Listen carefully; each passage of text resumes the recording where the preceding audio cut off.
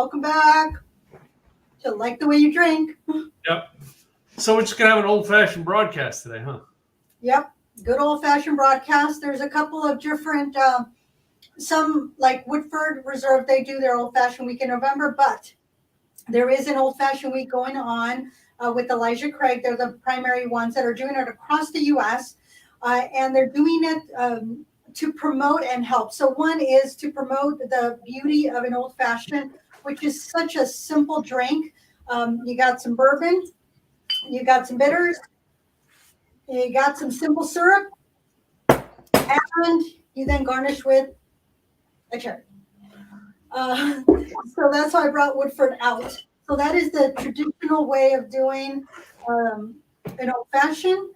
The history of an old-fashioned was back in 1880 at the Pendis Club in Louisville, Kentucky, is where it began, or at least historians, that's who they're giving it to. And in 1881 is when Colonel James E. Pepper, who is now the Woodford Reserve Distiller, is part of the Woodford Reserve Distillery, is the one who popularized or is credited for popularizing the old-fashioned and introducing it to the society in New York. So that was way back 1881. Now it's the world's #1 classic cocktail. You find it almost at any bar you go to, and it is so simple to make. Yeah, sometimes it's messed up because they add too much ice, the ice melts, and then it waters down your drink. Well, I made me a little custom ice cube tonight. Ooh, nice. Wait a minute. That one there's not quite as well. Let's see if I can do this out without snow. I'm going to spill it. I know I am. The other one's melting on the plate over here all the Uh-oh. Am I still there or am I going in and out? No, you are. I could hear you, but you got a little frozen. You were in the pose. Yeah, my screen went black for a minute and I'm like, oh, crap. Okay. So I'm going to have to figure out a way to do this because it's dripping and over all the lights. Mine has a wonderful state of Texas in the middle of it. Oh, sweet. You're going to have to get a good picture of that to post it. I've been to places where they stamp it. Well, this year's, in doing this 3 days of old-fashioned week, I don't know what they call it a week when it's 10 days, but that's okay. When you're having bourbon, I guess that's a good week, right? When it's 10 days long. It is going to, so all the support that's being done through this week has been for the support of the Southern Smoke Foundation, which is a crisis relief organization based in Houston, Texas, that serves people in the food and beverage industry. And in the past, the Old Fashioned Week has raised over $200,000 for Restaurant Workers Community Foundation. Again, it's an advocacy, it's a nonprofit created for restaurant and food service workers. So you figure that's a good combination because food and drink, they go together. So that's who the support is going towards. But there's so much that can be done with an old fashioned. And I actually found 2 different ways of doing an old fashioned that are non-typical. I will have to blame it on Hood River Distilleries in Hood River, Oregon, because I was out there for a half marathon. My pace increased, my time increased. It's not where it needs to be, but it is much better where it was. So at 2 hours, 11 minutes, 19 seconds, I finished. Yay, number 59 out of the 300 some odd women in my age group. So that was actually a really good run. Well, afterwards, we stopped in at Hood River Distilleries before coming home. It was a long day. I was exhausted. I was done. But I got introduced to Pear Brandy. And I got introduced to Oaxacan Old Fashioned. This is a syrup. It's a cocktail mixer. And then that's a mixer. This one is the simple syrup, which is not very simple. It's wood-fired apple. So there are apples that are wood-fired in here that gives it a smokiness. So I said, okay, well, doing something different with an old-fashioned, I thought, I can make 2 different old-fashions, 2 different ways, but still giving the bourbon, or in this case, a bourbon over here, and in this case, the old fashioned flavor, not with bourbon, but with the pear brandy. So those You are mean we're going to experiment? us experimenting. Imagine that. Well, when we talked about this idea, because we kind of threw a Hail Mary on this one here to go, hey, let's do this, right? Last week. And I thought about it. We tried to talk about 2 foods that would go very well with it. Yep. And I got to thinking about one of the foods that we mentioned was like a steak tartare or tuna tartare, because the fact that, you know what I mean, some of the raw meats, the flavors can mix in with an old fashioned. Right. Well, then I looked at it and I was like, I was at the Tractor Supply store, and they had this wonderful Iowa smoked beef jerky. Yes. Shout out to the guys at Iowa Smokehouse. Got to give them credit because we got some beef jerky, Nice. right? But then I come home and I'm like, man, that would be a good thing. And thinking about what's just like the term old fashioned. I'm an old fashioned kind of guy. It's just what I am, right? And why not think of what old fashioned type meats does it make you think of? And my neighbor came by with some fajita. Yum. Then he just, he goes down to we have a local market here close by, local meat market that you get that already pre-seasoned fajita meat. You come home, cook it on a barbecue grill. It's great. Oh, nice.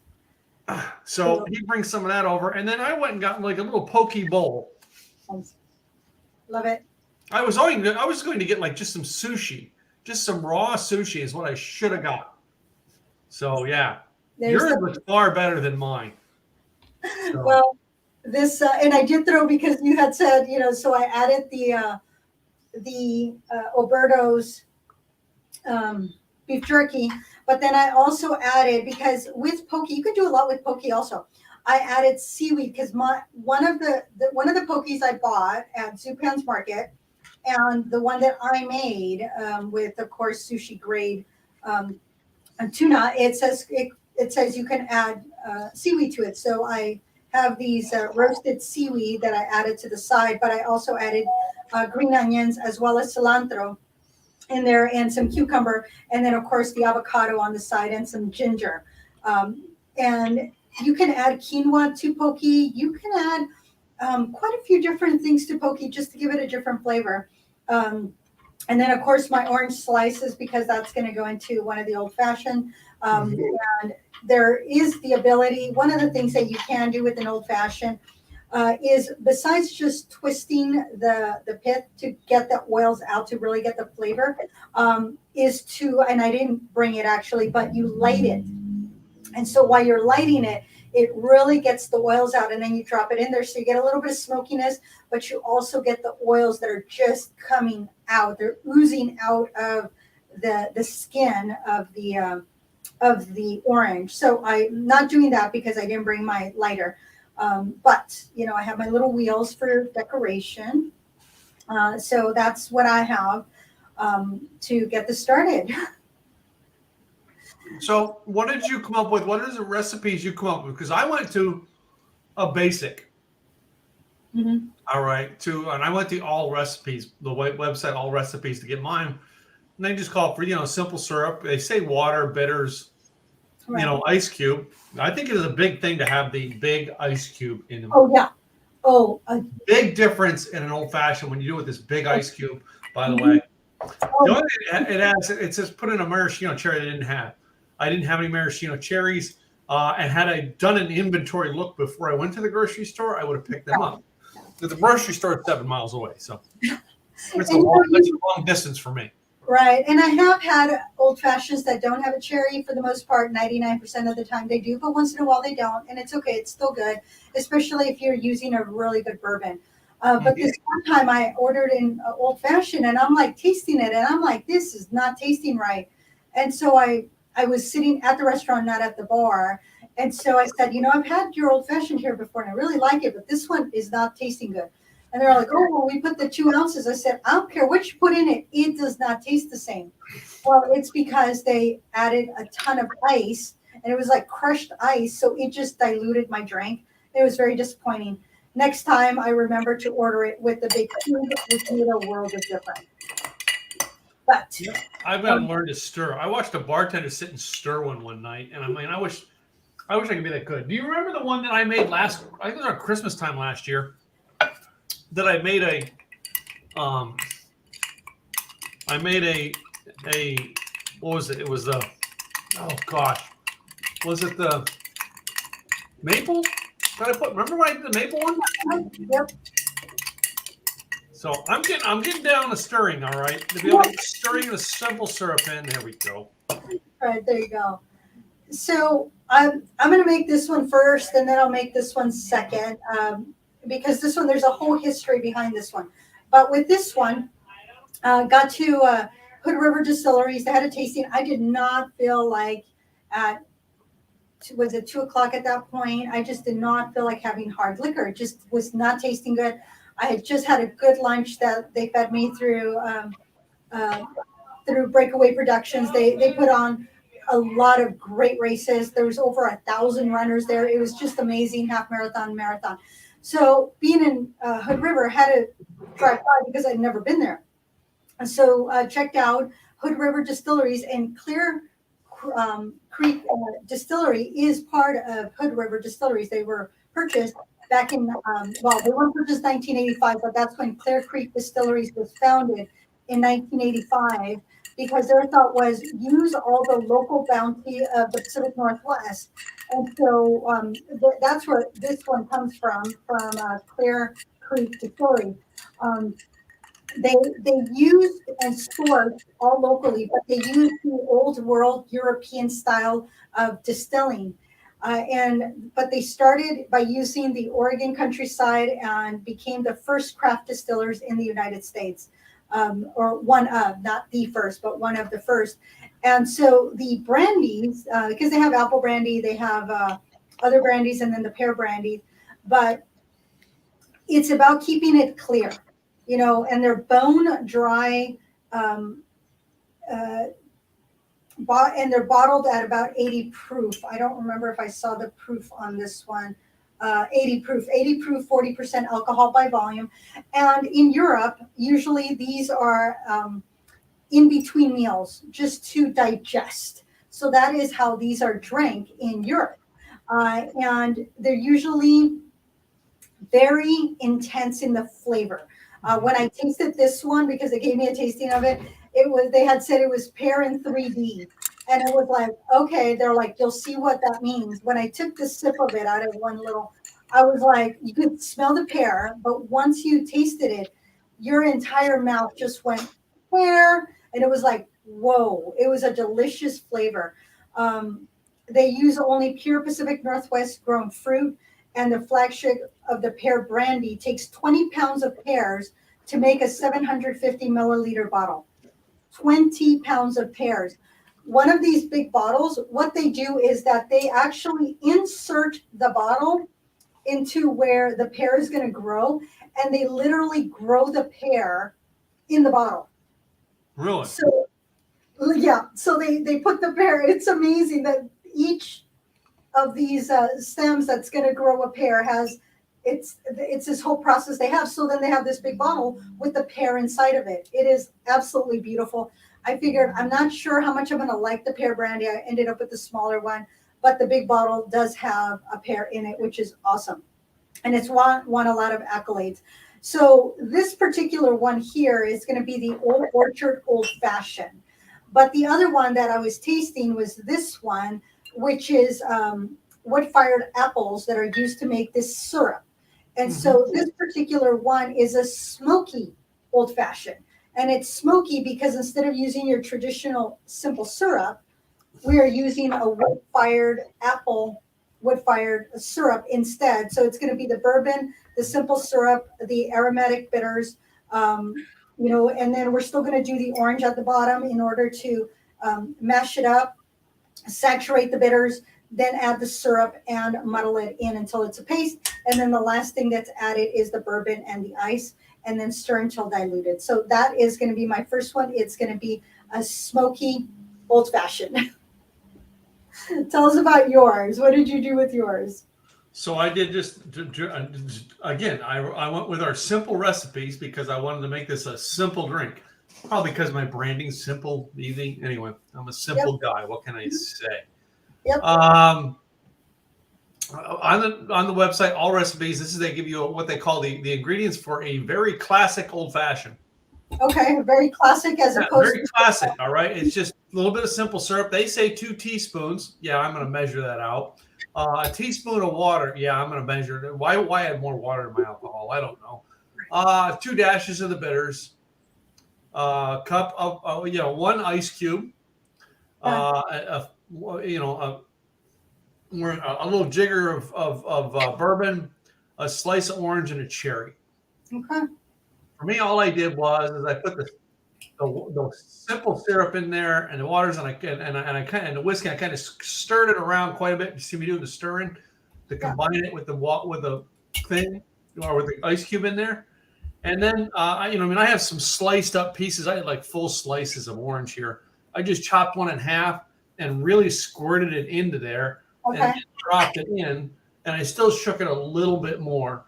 All right, to give it that, and if you see, it's not a full glass. It's about a half glass. It doesn't give you this, this is not a drink that gives you like the big full glass. No, this is designed to be a small drink. So I kind of like it old fashioned when I go out to certain places because it is a small, simple drink. Yeah.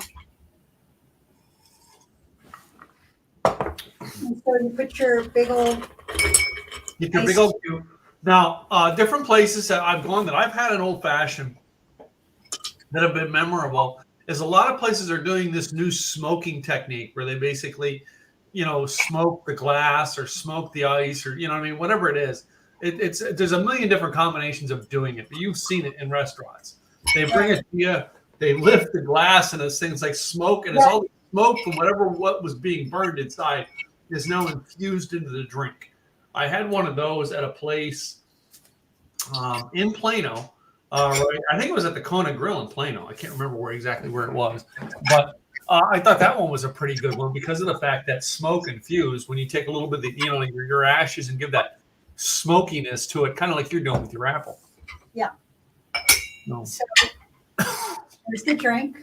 Mm-hmm. Of course, there's the big ice cube in there, but I did add ice to it before, and then when I strained it, I got the ice out. But I still left the ice, the orange peel in there. I might add a cherry. I don't know. I wanted to taste it as is.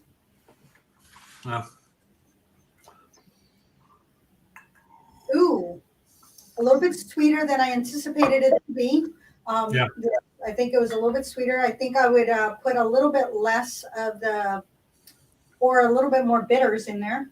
So you can add a little bit more bitters, or you can add a little bit less of the simple syrup or a little bit more bourbon, but we're having 2, so I'm not going to add more bourbon to this one, but it has a nice smoky flavor. It's very rich, and I want to see how I like this with my pokey. And I'm going to try first the Zupan, and then I'm going to have some ginger to cleanse my palate, and then I'll have the one that I made. See which one I like better. Ooh, I'm liking these pieces of steak with it better. Okay. The one from Zupan's a little spicy. They had one with sriracha sauce on it, but I think they also had it with they added maybe a little bit of mayo and sriracha sauce because it was creamy. This one, it has a little bit of a kick. I did not add any sriracha sauce to mine.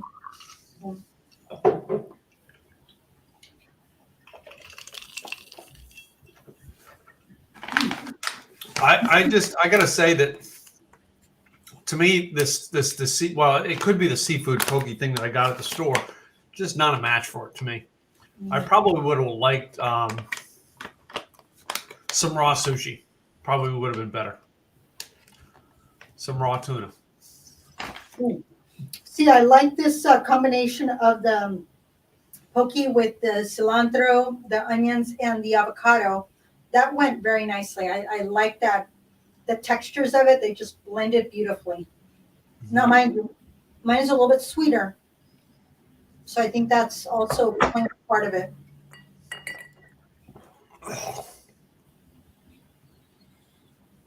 So now we're moving on to the beef jerky.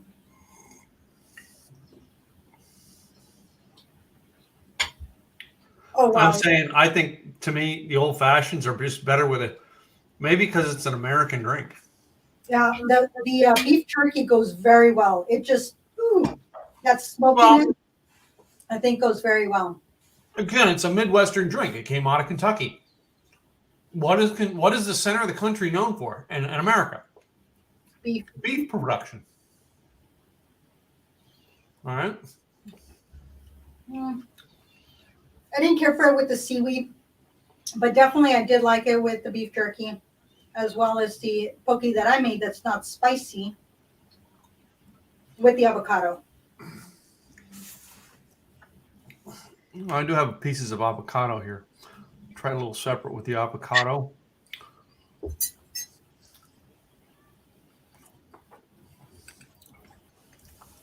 And the avocado's got the seafood. I think it's the seafood combination that I have in this bowl. Did they add more than one fish, or is it all tuna? Oh, it's 3 fish, isn't it? Oh, see, I would have gone just with one type of fish. That's what I said. Probably had I got a combination of like a raw tuna, salmon. All right. Added some soy sauce to it. I think it would have been a better combination. It's because it's in the poke bowl that I think there's just too many other flavors. And again, clashing. Yeah, it's too much clashing. But when I opened this all up before we even started doing tasting, it's like, man, there was a great aroma in my room. I'm just going to tell you, there was more smells coming off this desk than have ever come off this desk. And it's great to have them smells, but sometimes food tasting together doesn't work. I think that the poke bowl that I got, again, I went to the grocery store. I was going to order it from a poke restaurant because I really don't have a sushi restaurant near me, and I don't have a poke restaurant near me. So I was going to go with like a Grubhub order that can have it delivered by a certain time. And I just said, you know what? I'm going to go to the grocery store. I want to see what Kroger has, and I want to try to make do with it. And that's where I was there. I was going to get shrimp cocktail too. And I almost thought about doing the shrimp cocktail. All right.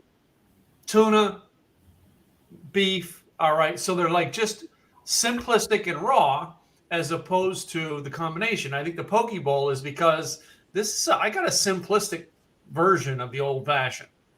And I'm trying to mix complex food with it. With something that is it's basic, but yet so delicious. That's the beauty of an old fashioned, is that it is so simple, yet so complex.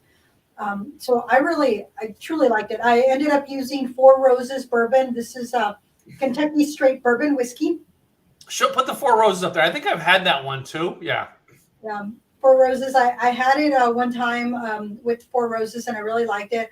I had my Breckenridge here, but I said, no, I'm going to go with Four Roses. And the Woodford Reserve. This one is a Kentucky straight rye whiskey, which I do like rye in my old fashioned. I don't always have it rye, but sometimes I do. But this is such a delicious whiskey that I did not want to use this in my old fashioned, because I just like to have this one with one big cube and just enjoy it. This has lasted me a long time, and I'm like, did not want to, but I wanted to give them kudos because they were the ones who were credited with starting the old fashioned craze way back in 1881. So kudos to you. But the Four Roses, that one was really good. And this one, Kentucky, so this one was Paul Jones Jr. was the founder of Four Roses Bourbon, and he was smitten by a beautiful Southern belle, and he gave her 4 roses, so he named this, in her honor. So this was delicious. I really liked it. I would do this again. I definitely the apple smoked apple did not give it an appley taste to it, but it definitely gave it the smokiness that normally you get in a rye. So I'm really happy I didn't add the rye whiskey to it, because I think that would have just been a little too much. But having it with Four Roses went very well, in my opinion.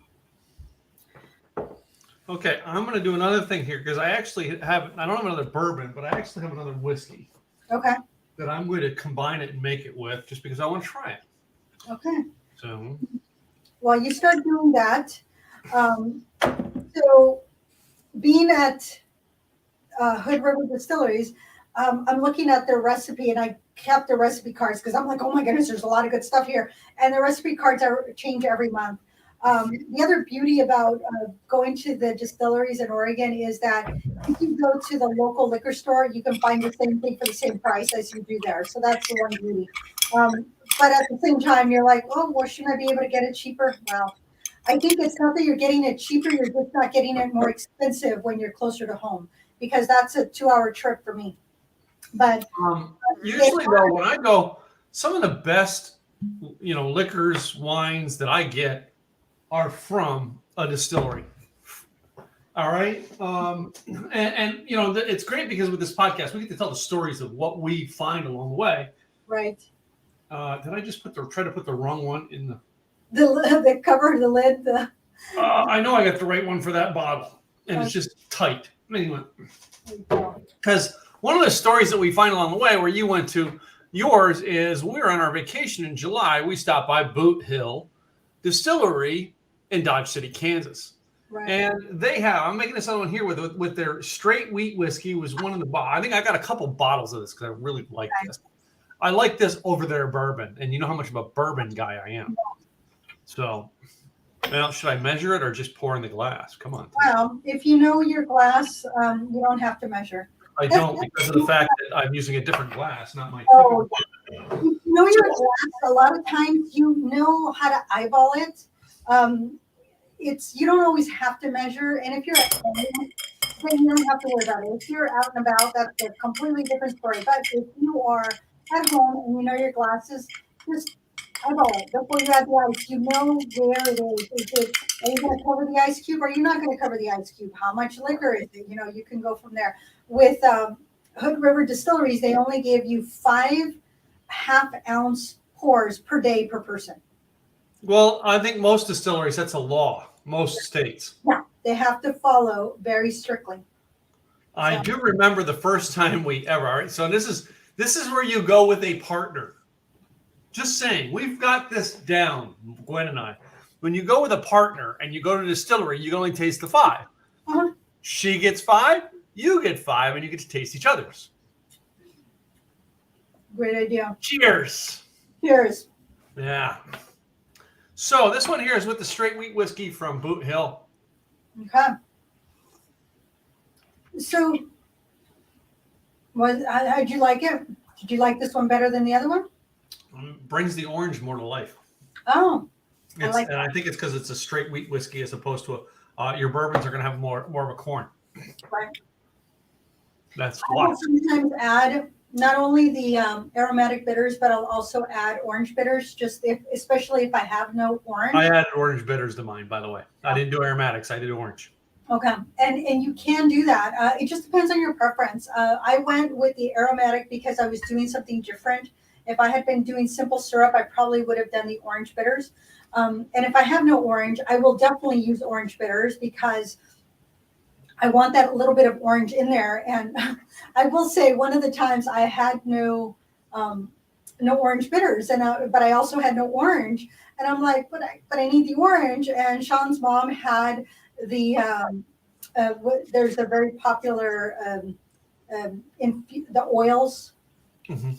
And she goes, well, I got orange. And I was like, okay. And because it's so natural and pure that I was able to put that in my drink, and it was delicious. That is how when you have good products that aren't full of chemicals, you can put them in your drinks and it is okay. Mind you, I've not done it since. It was only one time, but it really made the difference in my drink. I don't think I would have liked it as much. So the other one that I have is the Orchard Old Fashioned. It's because it is 2 ounces of the Clear Creek Pear Brandy and 3/4 of an ounce of a Oaxacan Old Fashioned. Mix, it's done. Very simple. However, Gladys can't make things that simple because I'm like, really? And what about this? And I'm asking all the questions. And I said, well, what makes this different than another? And I'm, so they had to call somebody else to come answer the questions because I'm not going to make it that simple.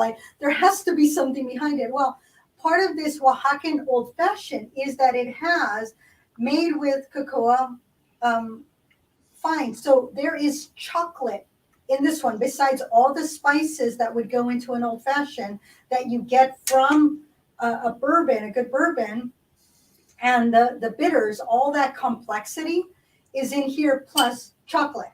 So I was like, well, that makes it's strong and bittersweet with old-fashioned spices and chilies. This one actually does have to be shaken because things settle.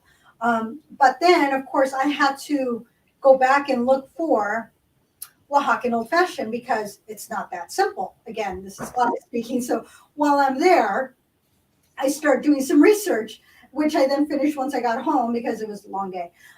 But there is such a thing as a Oaxacan Old Fashioned, and it helped kick off the mezcal craze in the U.S. back in 2007 by a New York bartender by the name of Phil Ward. So Phil Ward was working for a Death and Company. It was in New York. It was an upscale bar, and he was just tired of tequila and a margarita. That was it. It was like, really? There's so much agave. There's so much out there. Kill me now. There's more to it than a margarita. So he started experimenting. And so, and not just experimenting, but experimenting with agave spirits, which is your mezcals and your tequilas. Mm-hmm.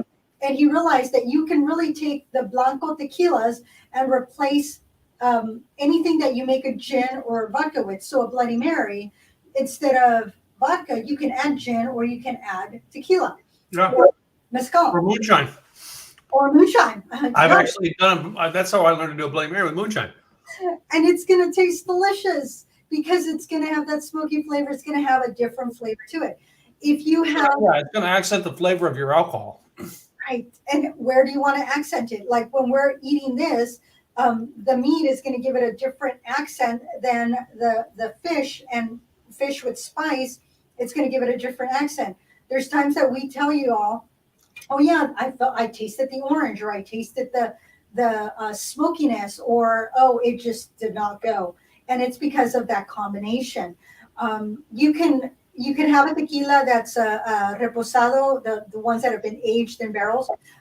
You can replace those with whiskey or cognac, and it's absolutely delicious. So when he opened up with a partner, a bar just down the street from where he worked, he called it Mayahuel, and it's for the ancient Aztec goddess of agave and fertility. So it's being pure and being and using the agave as one of their staple spirits in the majority of their drinks. So that was what they were all about, and they were in love, or at least Phil was very much in love with agave. He went down to Mexico and saw how the mezcal was made. And one of the things, and this is where it gets kind of interesting, because of course I'm going down the rabbit hole, because they had the culture of learn, experiment, do things, come up with new ideas. A lot of great bartenders came out of Mayahuel. And one of them was Kevin Denton, which is the national bartender for Pernod Ricard. Now, some of the Pernod Ricard brands are Pernod, which you absolutely love. Yeah. Absolute, Beefeater, Chivas Regal, Jameson, Malibu, the Glenlivet, which I absolutely love. That's my go-to. Abalor, Lillet, Monkey 47, yummy, Kahlua, and many more. So there's a ton worldwide that are under this one particular brand. And this guy, Kevin Denton, started there at that bar, and he made a name for himself, and he got to experiment and try new things. Now, there's a new spirit that just was announced. Pernod Ricard, Casa Lumbre, and Lenny Kravitz, they've come together to develop Noche Luna Sotol, S-O-T-O-L. It is coming out of the state of Chihuahua in Mexico, which is a desert, essentially, but it is one of a kind wild Sotol or Daisy Lyran plant. It's harvested, cooked, and fermented many years before being planted. So it's this smooth and sophisticated balance of a wild herbs, dried stone fruits, caramel, honey. So we're going to find it in the U.S. over the next few months. So look for Noche Luna Sotol, Sotol. But going back to the old fashioned, it was named, of course. I've been here the whole time. So going back, so Oaxaca is a state in Mexico where there is a lot of agave and the reposado tequila, which is aged, it's in oak and mimics the flavors of a bourbon, mezcal, and Angostura bitters, and agave nectar. So essentially, your simple syrup, but it's made with agave. And so the reason that he did what he did was that he paired the mezcal with the tequila, because people didn't know mezcal, but they knew tequila. So bringing them together, it made it, people go, oh, okay, I'll try it. That's safe. There's tequila in there. And there's only a half an ounce of mezcal with the ounce and a half of tequila, along with the bitters and the, and so that's how he came up with the Oaxaca Old Fashioned. So it's 1.5 ounces of tequila, half an ounce of mezcal, your agave nectar, which is your simple syrup, your 2 dashes of Angostura bitters. You flame the orange peel as you shake everything, put it in there, and you got your Oaxacan Old Fashioned. So that's why I thought, oh my goodness. So I went through a rabbit hole of from a mix to a new liquor to there is originally an old fashioned that started Oaxacan Old Fashioned. So I thought that was kind of cool. So I had that whole story to share with you because it was really exciting to have spirits, have me research, have me learn, have me see the beauty of where a spirit can take somebody's journey, somebody's career to become the national bartender for a large, distributor. I mean, that's just amazing. So this is my other one. It's 2 ounces and 3/4 of an ounce. So that's my second old fashioned. Okay. My second old fashioned is about half done, and it goes very, very well. I'm sorry, I'm just about done with my neighbor. Shout out to my neighbor Antonio. He made one hell of a fajita meat. Oh, nice! Thank you, Antonio, for feeding him. He does. So this, I think it was Sunday, or maybe it was Saturday, because Gwen left on Sunday. Uh-huh. So Gwen heads to the store, and she's like, "I'm going to pick up a few things, come back, and then we're going to grill those lamb chops, which are still sitting in the refrigerator to be grilled." Okay. I'll probably have to grill them tonight. While Gwen is gone, Antonio shows up at my door with 2 plates of One for you, one for one. Tortillas, meat, Uh-huh. lime, everything to make the fajitas. And he goes, "I brought some over for you guys." So I sent a picture to Gwen and my mom. My mom's like, "Just bring me some over to my house." I wasn't going to finish it all because I'm like, wait a minute. I got a podcast coming up on Monday and I'm going to taste it. There you go. Uh-huh. It seems like more of a reddish tint to it. Yeah, and I think it's because of the Oaxacan. Let me pour this in here so that I can. Ooh, I'm making a mess of my. Good thing it's just water. I'm going to pour it into. The color of this is just gorgeous. All right. That's why. And I think it's partly, besides the spices, is the chocolate in there that just gives it a beautiful color. It's got, so it has a little bit of sweetness in there. Definitely spices are, wow. Really good spices in there. Wow, I really like that. That is really yummy. Even without the alcohol by itself, I can see myself adding this to hot cocoa. Uh-huh. That's like me and the originally that's how I got to do the, because I was big on doing Pernod with my father-in-law. Mm-hmm. But when we did the Sambuca, I remember where the place where we were that they said they offered Sambuca and a cappuccino. I'm like, oh, interesting, I'll do that. And I started sipping the two side by side, and eventually I just started pouring it in.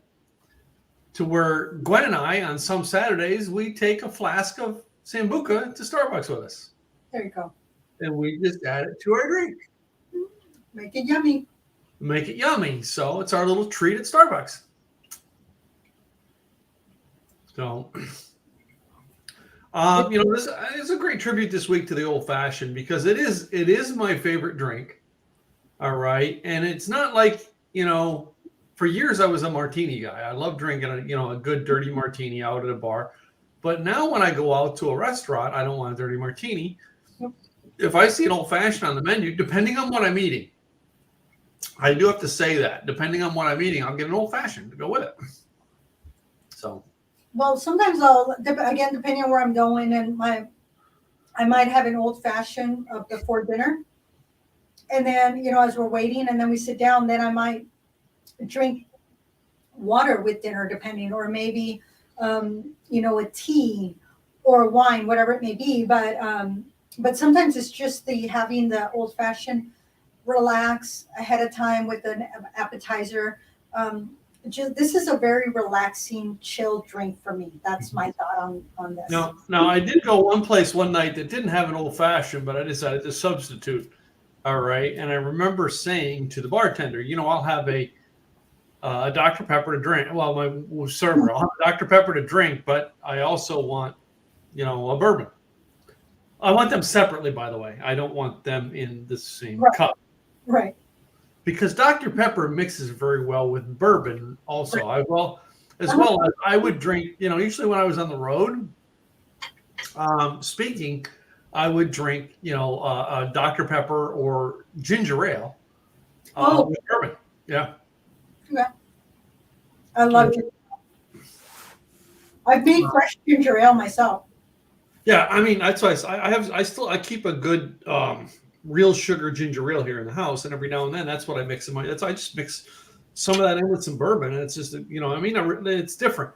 But I'll have that in the restaurants that don't have an old fashioned. Okay. All right. But most of the time, sometimes I want them separately. And I remember explaining that saying that to the server one night. No, I want them in separate. I don't want them together. No, separate. Very specific. Right? Yeah. And he goes, okay, yeah, I got you. So I forget what else I got that night. He said, would you like that separate? I like a cheeseburger, please. Yeah.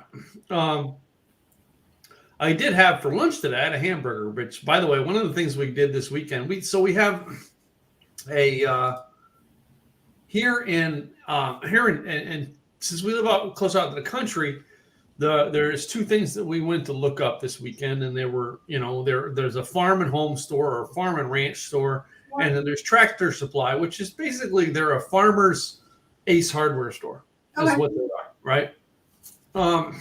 So we went into one, we found this jerky, number one.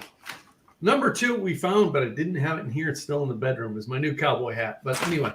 Cowboy hat, nice. I got me a cowboy hat. I should run in and get it, show it on the show. But anyway.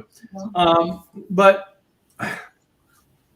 looking through some of the stuff that were combinations of stuff we looked at the stores, I realized, how much simplistically I like to live my life. And when we talked about, that's where I started chewing on this idea with the old fashioned. Sometimes we think old fashioned values. I've got old fashioned values. No, I'm not talking a political game in here. I'm talking old fashioned values in the fact that what made me successful was something old fashioned that my father taught me. Tim, if a job needs to get done, you work until the job's done. Right. That's an old fashioned value. Yep, that was my mama too. It was like there was no, you leave it to the next day. It was you just do it. You finish the job before you go in for the night. Yeah, and that is, and that is, this. I'm not doing this. I'm going to make this a preachy show, but that was an old-fashioned value that was instilled in me at a young age that my parents gave to me to be an old-fashioned. Well, when I was thinking about this old-fashioned week, and I really thought through it, and I thought, traditional type things like the fajita meat, that's a tradition in old fashioned values depending on what part of the country you're in. Mm-hmm. The old fashioned was created in Kentucky. Kentucky, across your center of the country, your beefs are going to be an old fashioned food, right? Now, depending on what you get, we talked about doing it with the we originally said ahi tuna, but we kind of spread it out to went with that poke bowl type stuff. But originally, like your traditional old fashioned type sushi was your raw meats. You know what I mean? And everything goes back to, when I thought about the old fashioned, and even I was just looking at the shrimp cocktail, an old fashioned type snack. Growing up, that was one thing as a kid I would make. I mean, I was in elementary school making a shrimp cocktail. And I would, get the shrimp and chop them up, and they were already cooked. My aunt would make the shrimp, but then I would chop them up. I would chop up the tomatoes. I would chop up the onions, the cilantro, and mix everything up, the lime juice, season it. And then back then, I would use a can of V8. So I would put V8 into my shrimp cocktail. And then I used to love putting just the plain old crackers in there, the saltine crackers, and would eat my shrimp cocktail with saltine crackers. But that was something as a kid I made. That was, oh my goodness, 40 years ago, I was making a shrimp cocktail. That was basic. Showing your age, young lady. Yes, I know. It's like, so in my grays. Yeah. Showing your age there, young lady. But still, old fashioned is a great drink. And really, again, I think tonight, I'm not putting down the poke bowl. I just think tonight I paired it with the wrong seafoods. I think if I'd have paired it with what my original thought was just the raw fish, I think I would have been happier, and I think it would have been a better pair. All right. And that's it. That's why you try things to find out. I looked at this bowl and it had different things to it that I wanted this, and I thought everything was in it. It wasn't. So it was the imitation crab meat and the crab's legs. Not a good combination for the old fashioned. So yeah, one of the restaurants here in town, they have a delicious poke. They put the wonton crisp and then the poke on top and mango in it. Delicious. And it's on the happy hour menu. Well, they start happy hour at like 4. I was like, well, if I go down there and they tell me no, you can't have the happy hour portion to go, even though it's for your podcast. I thought I need to be prepared. So hence why I did what I did. And I thought, you know what? I love their little poke thing. But I wasn't going to chance not having poke for the podcast in case I couldn't find it anywhere else near here, which sometimes can happen. So, now that I'm in the country, I get it. Now I get it because I'm, where I used to be, it was so easy to run out, 5 minutes to go get something. Now it's an hour trip to run out to get stuff and come back. So but it's a give and take. You're in the country and you enjoy the space you have, but the downside is that you do have to plan because you have that hour drive or hour drive one way. So it's a 3-hour trip because 1 hour to get out there, an hour to do your thing, another hour to get back. So it's 3 hours. And so you just plan for that when that happens. No, I'm not that far out in the country. No, I'm talking it's an hour because it's 20 minutes to get there, 20 minutes to do whatever I got to do, and 20 minutes to get back. Yeah. So it's an hour. That's to most people, that's not that bad. To me, it's bad when I used to be able to do everything in 20 minutes. So there's that. Yep. Like here, I have everything in town. If I have to leave town, then I have to deal with the congestion that is on the I-5 corridor right here. But this is a good combination.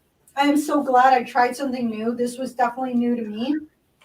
And hold on. I'll talk for a minute. I'll be right back. Okay. So if you see a different old fashioned on the menu, if there's a different bourbon, I mean, when I had one place I went here in Portland, they had an old fashioned that they made with Forester's 100, which was delicious. Well, the second one they made with 4 roses, and I liked that one too. I actually preferred the Forester's 100 over the 4 roses, but the 4 roses was still delicious. try it with different liquors. You know, if it's Maker's Mark, you know, that's okay. You know, if it happens to be a Woodford. and it is what it is. You know, it's what are they making it with? We were in Timberline. Well, you know, at least neither one of us did it with Bullet. Right. To me, the Bullet Bourbon is just so over marketed right now. And you find it quite a bit. We were at Timberline Lodge when Sean's friend was visiting from Switzerland, and so there was 2 old fashions. There was the traditional one, and then there was the fufu one. That's what I called it. I called it the fufu one. And so before the boys got there, I'm like, okay, so what makes this so special? And it was a small batch bourbon, blah blah. She explained, and I said, okay.